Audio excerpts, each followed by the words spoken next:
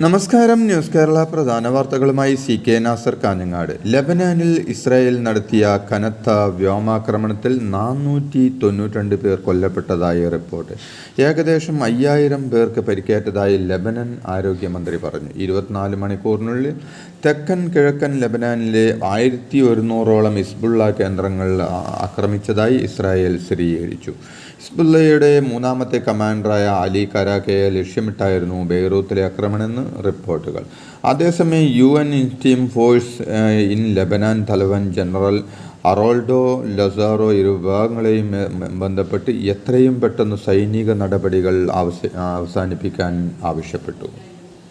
ലോകത്ത് Asian African രാജ്യങ്ങളുടെ ഐക്യം അനിവാര്യമാണെന്നും ആഗോള സമാധാനം വികസനവും ഉറപ്പാക്കാൻ അന്താരാഷ്ട്ര സംഘടനകൾ പരിഷ്കരിക്കണമെന്നും UN പൊതുസഭയിൽ പ്രധാനമന്ത്രി നരേന്ദ്രമോദി പറഞ്ഞു. UN രക്ഷാസമിതിയിൽ